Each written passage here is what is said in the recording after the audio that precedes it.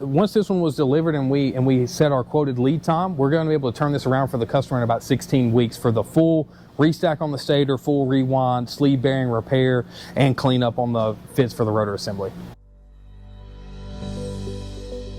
So this here is a 10,000 horsepower rotor assembly. This came out of an ID fan motor for a power plant on the East Coast.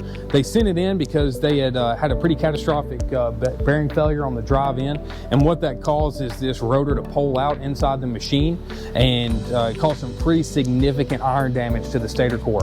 The housing is actually being restacked now with brand new laminations to repair that core.